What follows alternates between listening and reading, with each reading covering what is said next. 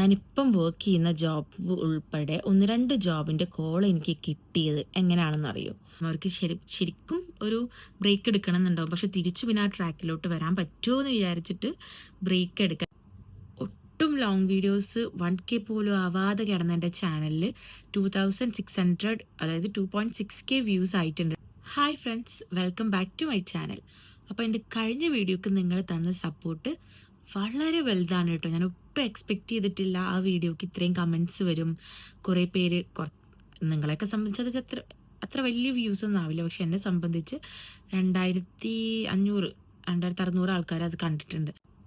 ഒട്ടും long videos 1K പോലും ആവാതെ കിടന്ന എൻ്റെ ചാനലിൽ 2600 അതായത് 2.6K വ്യൂസ് ആയിട്ടുണ്ട് കേട്ടോ ആ വീഡിയോക്ക്. ഒട്ടും ഞാൻ എക്സ്പെക്റ്റ് ചെയ്തിട്ടില്ല. അതുപോലെ കുറേ കമൻറ്റ്സ് വന്നു. ഇനി ഇൻസ്റ്റഗ്രാമിലും കുറേ എൻക്വയറീസ് ഒക്കെ വന്നിട്ടുണ്ട് കേട്ടോ. അപ്പം താങ്ക് യു സോ മച്ച്. കുറേ ഡീറ്റെയിൽസ് ഇനിയും എല്ലാവരും ചോദിക്കുന്നുണ്ട്. അപ്പോൾ ഇന്ന് ഞാൻ പറയാൻ പോകുന്നത് നമ്മൾ കഴിഞ്ഞ വീഡിയോ ഡിസ്കസ് ചെയ്തതിൻ്റെ സെക്കൻഡ് പാർട്ട് പോലാണ് കേട്ടോ ഞാൻ ഇന്ന് ചെയ്യുന്നത്. ബാക്കി ഡീറ്റെയിൽസ് എല്ലാം ഞാൻ ഇതിൽ ഇൻക്ലൂഡ് ചെയ്തിട്ടുണ്ട്. ഒരു കരിയർ ബ്രേക്ക് എടുത്തതിന് ശേഷം ഞാൻ എങ്ങനെയാണ് ബാക്ക് ടു ട്രാക്ക് ജോലിക്ക് കയറിയത്, അപ്പം അതിൻ്റെ ഡീറ്റെയിൽസും കാര്യങ്ങളൊക്കെ ആണ് കേട്ടോ ഇന്ന് ഞാൻ പറയുന്നത്. ഞാൻ ഒരു കരിയർ ബ്രേക്ക് എടുത്തിട്ടുണ്ടായിരുന്നു കേട്ടോ. എൻ്റെ ഡെലിവറിക്ക് വേണ്ടിയിട്ടാണ് ഞാൻ ആ ഒരു ബ്രേക്ക് എടുത്തത്. ആസ് യൂഷ്വൽ എല്ലാവരും എടുക്കുന്ന പോലെ തന്നെ ഞാനും വിചാരിച്ചു ഓക്കെ അത് കഴിഞ്ഞ് കഴിഞ്ഞാൽ വെരി ഈസി ആയിരിക്കും ജോബ് കിട്ടുക. ഓൾറെഡി നമ്മൾ 2 ജോബ് ചെയ്തതാണല്ലോ, അപ്പോൾ അടുത്ത കിട്ടാൻ റിസപ്ഷൻ ആ ഒരു ഏരിയയിൽ തന്നെ എനിക്ക് അടുത്ത ജോബ് കിട്ടാൻ വേണ്ടിയിട്ട് എളുപ്പമായിരിക്കും എന്നാണ് കേട്ടോ ഞാൻ വിചാരിച്ചത്. പക്ഷേ ഞാൻ ഒരുപാട് സ്ട്രഗിൾ ചെയ്തിട്ടോ.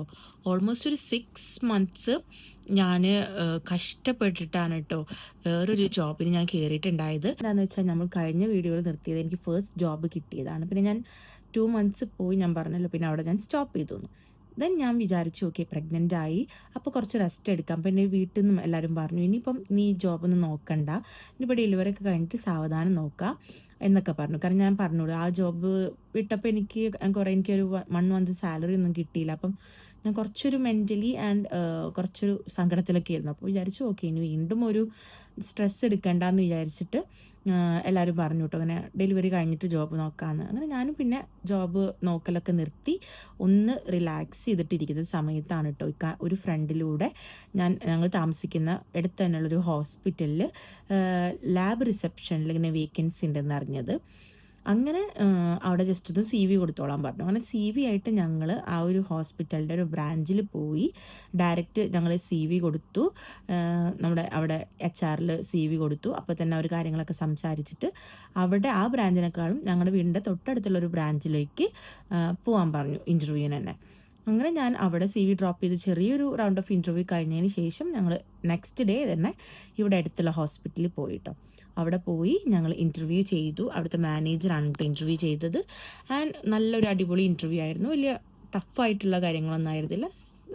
നോർമൽ രീതിയിലാണ് കേട്ടോ കാര്യങ്ങളൊക്കെ ചോദിച്ചിട്ടുണ്ടായിരുന്നത്. പക്ഷെ അപ്പോൾ തന്നെ ഞാൻ പറഞ്ഞു കേട്ടോ I have no experience related to medical field or lab കാര്യങ്ങൾ ടെസ്റ്റ്, എനിക്ക് അതിനായിട്ട് യാതൊരു വിധ ഐഡിയ ഇല്ലയെന്ന് ഞാൻ പുള്ളിയോട് ഡയറക്റ്റായിട്ട് പറഞ്ഞു. ബിക്കോസ് ഞാൻ കൊമേഴ്സ് ബാക്ക്ഗ്രൗണ്ട് ആണല്ലോ. അപ്പോൾ എനിക്ക് സയൻസ് ഒന്നും അറിഞ്ഞൂടാ, ലാബോ ടെസ്റ്റുകളോ കാര്യങ്ങളോ അങ്ങനത്തെ കാര്യങ്ങളൊന്നും എനിക്ക് അറിഞ്ഞൂടാന്ന് ഞാൻ പറഞ്ഞപ്പോൾ പുള്ളി എന്നോട് പറഞ്ഞു അതൊക്കെ നമ്മൾ എക്സ്പീരിയൻസിലൂടെ അല്ലേ പഠിക്കുക, അതൊരു 1 week or 10 days ട്രെയിനിങ് കിട്ടുമ്പോൾ തന്നെ അതൊക്കെ യൂസ്ഡ് ആയിക്കോളും, യു ക്യാൻ ഡു ഇറ്റ് എന്ന് പറഞ്ഞു. അത് കേട്ടപ്പം എനിക്ക് കുറച്ച് സമാധാനമായിട്ട് അങ്ങനെ വെരി നെക്സ്റ്റ് ഞാൻ ഡ്യൂട്ടിക്ക് ജോയിൻ ചെയ്തു. അങ്ങനെ അവിടെ അത്യാവശ്യം കുഴപ്പമില്ലാതെ തന്നെ വർക്ക് ചെയ്യാനായിട്ട് പറ്റിയിട്ട് പെട്ടെന്ന് തന്നെ കാര്യങ്ങളൊക്കെ പഠിച്ചെടുക്കാൻ പറ്റി. കുറച്ച് അവിടെ അറബി വേണമായിരുന്നു, കൂടുതൽ കസ്റ്റമേഴ്സ് നമുക്ക് അറബികളായിരുന്നു കേട്ടോ. അപ്പം കുറച്ച് അറബി അവിടെ ഹാൻഡിൽ ചെയ്യാൻ പറ്റുന്ന അറബി പഠിച്ചു. അങ്ങനെ ഒരു 6 or 7 months ഞാൻ അവിടെ വർക്ക് ചെയ്തു. ഞാൻ ഡെലിവറിയുടെ ഒരു 10 days മുന്നാണ് കേട്ടോ ആ ജോബ് സ്റ്റോപ്പ് ചെയ്തത്, റിസൈൻ ചെയ്തതെന്ന് പറയാൻ പറ്റത്തില്ല, ഞാൻ വിസ ഒന്നും അടിച്ചിട്ടുണ്ടായിരുന്നില്ല. പക്ഷെ ഞാൻ നിർത്തിയത് ഒരു 10 days മുന്നാണ്. അപ്പോൾ അത്രയും നാൾ ഞാൻ അവിടെ വർക്ക് ചെയ്തു കേട്ടോ. അങ്ങനെ അത് കഴിഞ്ഞതിന് ശേഷം ഞാൻ പിന്നെ ഒരു 1 year ബ്രേക്ക് എടുത്തിട്ടാണ് പിന്നെ ഞാൻ ജോബ് നോക്കിയത്. അപ്പോൾ എനിക്ക് ഒട്ടും ഒരു ജോബ് ഓപ്പർച്യൂണിറ്റീസ് വരുന്നുണ്ടായിരുന്നില്ല, ഇൻ്റർവ്യൂ കോൾസ് വരുന്നുണ്ടായിരുന്നില്ല. കുറേ ഒരു 1 month 2 months ഞാൻ കണ്ടിന്യൂസ്ലി ചെയ്തിട്ടാണ് കേട്ടോ പിന്നെ എനിക്ക് ഇൻ്റർവ്യൂ കോൾസൊക്കെ കിട്ടാൻ തുടങ്ങിയത്. അങ്ങനെ എനിക്ക് അത്യാവശ്യം കുഴപ്പമില്ലാതെ സാലറിയിൽ ഒരു അറബി കമ്പനിയിൽ എനിക്ക് ജോബ് കിട്ടി, സെക്രട്ടറി പോസ്റ്റിൽ. പക്ഷേ എനിക്ക് ആ ഹോസ്പിറ്റലിൽ യൂസ് ചെയ്യാനുള്ള അറബി മാത്രമേ അറിഞ്ഞിട്ടുണ്ടായിരുന്നുള്ളൂ, അല്ലാതെ ജനറലി എല്ലാവരുടെ അടുത്തും സംസാരിക്കാനുള്ള അറബിയൊന്നും അറിയുന്നുണ്ടായിരുന്നില്ല. അപ്പം ആ ഒരു കമ്പനിയിൽ എല്ലാവരും അറബ് സ്റ്റാഫ്സ് ആയിരുന്നു. ഒരാളോ എങ്ങാണ്ട് മലയാളി ഉണ്ടായിരുന്നുള്ളൂ കേട്ടോ. അപ്പോൾ ഈ സെക്രട്ടറി പോസ്റ്റ് എന്ന് പറയുമ്പോൾ നമ്മൾ അത്യാവശ്യം കുറച്ച് കാര്യങ്ങളൊക്കെ ഹാൻഡിൽ ചെയ്യേണ്ട ഒരു പോസ്റ്റാണല്ലോ.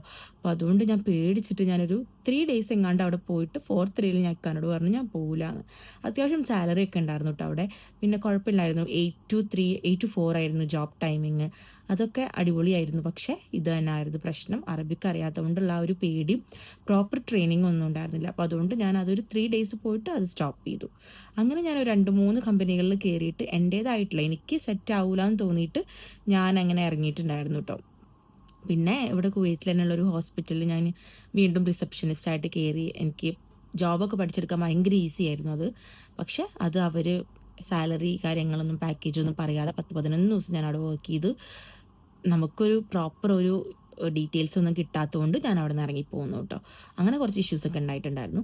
ഫൈനലി ഒരു 6 month ഒക്കെ എടുത്തു എനിക്ക് ഞാൻ 3rd വർക്ക് ചെയ്തിട്ടുള്ള ഒരു കമ്പനിയിൽ കിട്ടാനായിട്ട് കേട്ടോ. അത് നമ്മളൊരു മലയാളി നടത്തുന്ന മലയാളി എന്താ പറയുക മാനേജ്മെൻ്റ് ഉള്ള ഒരു കമ്പനി ആയിരുന്നു കേട്ടോ. അവിടെ ഞാനൊരു 6 month ഒക്കെ വർക്ക് ചെയ്തിട്ടാണ് ഇപ്പം ഞാൻ വർക്ക് ചെയ്യുന്ന സ്ഥലത്ത് സ്കൂളിൽ കയറിയത്. അപ്പം ഇതൊക്കെയാണ് കേട്ടോ എൻ്റെ ഒരു ജോബ് എക്സ്പീരിയൻസ് എന്ന് പറയുന്നത്. അതുകൊണ്ട് കീപ് ട്രൈയിങ്, നന്നായിട്ട് ട്രൈ ചെയ്ത് കഴിഞ്ഞാൽ നമുക്ക് എന്തായാലും കിട്ടും കേട്ടോ, കിട്ടാണ്ടിരിക്കുകയൊന്നുമില്ല. കാരണം ഇവിടെ അത്ര ഒരുപാട് ടഫൊന്നുമല്ല ജോബ് കിട്ടാനായിട്ട്. അപ്പം ഞാൻ ആ ഒരു കരിയർ ബ്രേക്ക് എടുത്ത സമയത്ത് എന്തൊക്കെ കാര്യങ്ങളാണ് ശ്രദ്ധിച്ചത്, എന്തൊക്കെയാണ് എന്നോട് ഇൻ്റർവ്യൂവിൽ ചോദിച്ചത്, അങ്ങനത്തെ കാര്യങ്ങളൊക്കെ ഞാൻ പറയാം കേട്ടോ.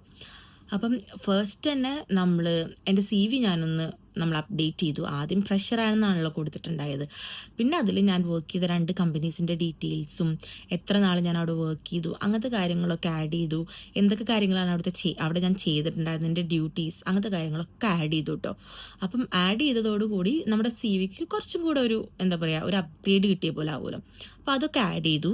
അതുപോലെ തന്നെ ഇൻ്റർവ്യൂവിലെ ക്വസ്റ്റ്യൻസ് ചോദിക്കുമ്പം നമ്മൾ എന്താണ് അവിടെ ചെയ്തിരുന്നത്, ഞാനിങ്ങനെ വർക്ക് ചെയ്തിട്ടുണ്ട്, അവിടെ 2 സ്ഥലത്ത് വർക്ക് ചെയ്തിട്ടുണ്ട്, അപ്പോൾ അവിടെ എന്തൊക്കെയാണ് നമ്മൾ ചെയ്തിരുന്നത് എന്നുള്ള ഡ്യൂട്ടീസ് കാര്യങ്ങളും ഒക്കെ നമ്മൾ എന്താ പറയുക ഇൻ്റർവ്യൂവിൻ്റെ സമയത്ത് എക്സ്പ്ലെയിൻ ചെയ്യാനായിട്ട് തുടങ്ങി.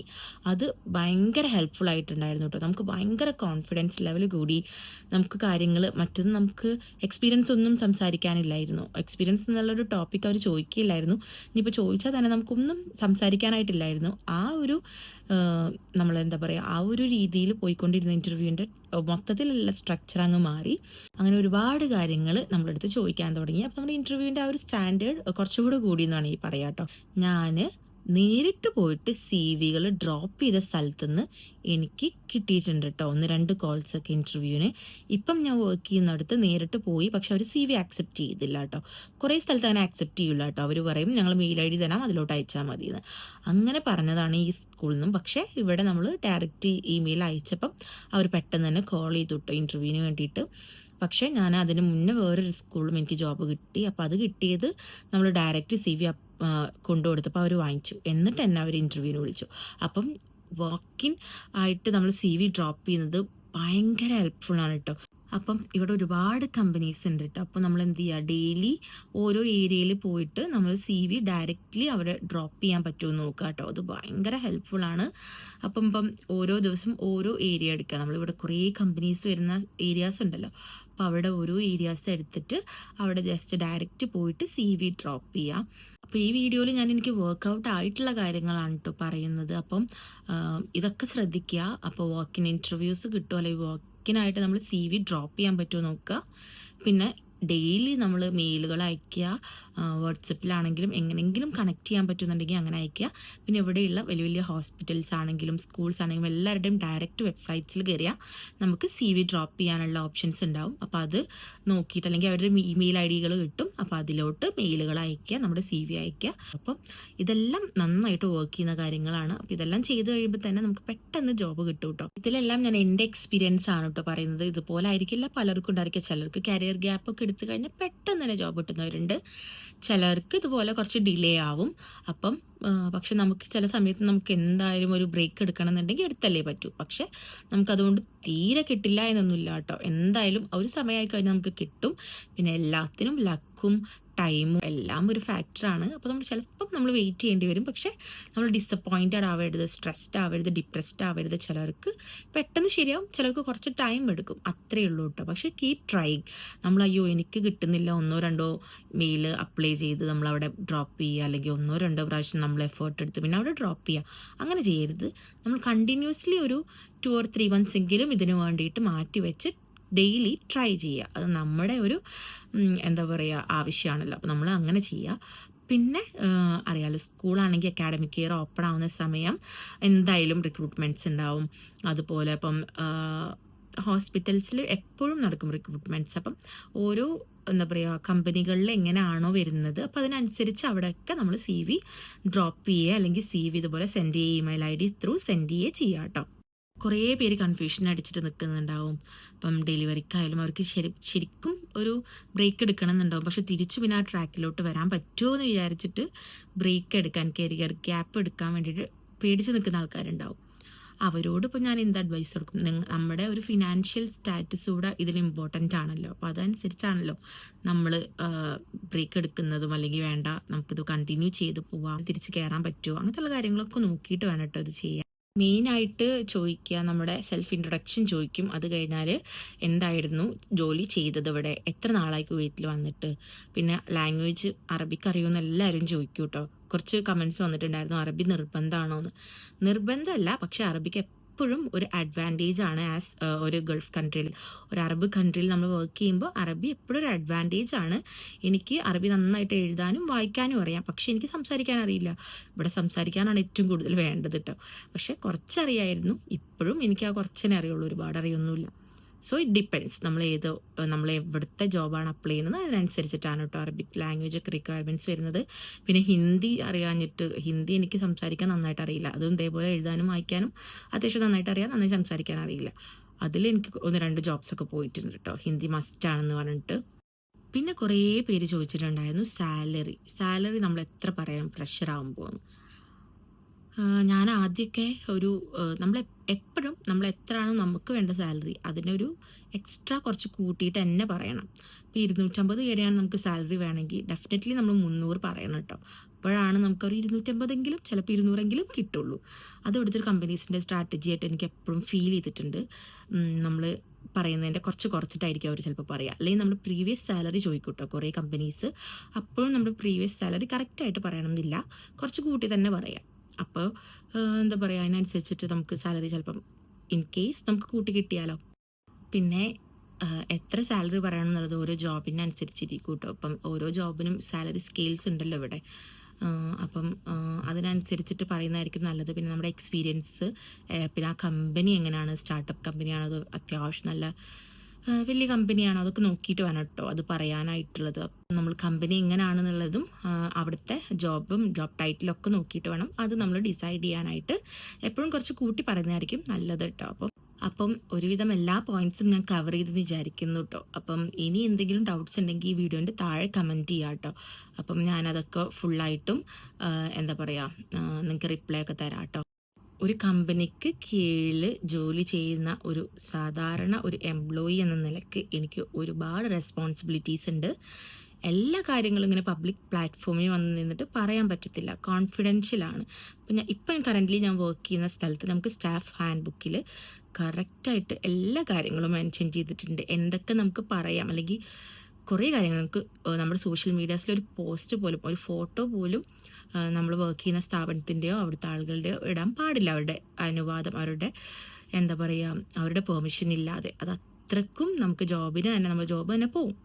അപ്പം അതുകൊണ്ട് എനിക്ക് എൻ്റെ ജോബ് ഭയങ്കര ഇമ്പോർട്ടൻ്റ് ആണ്. അപ്പം എല്ലാ കാര്യങ്ങളും എനിക്ക് ഡിസ്ക്ലോസ് ചെയ്യാനായിട്ട് പറ്റൂല, പക്ഷെ മാക്സിമം എനിക്ക് പറഞ്ഞു തരാൻ പറ്റുന്ന എല്ലാ കാര്യങ്ങളും ഞാൻ വീഡിയോസിൽ ഇൻക്ലൂഡ് ചെയ്യുന്നുണ്ട് കേട്ടോ.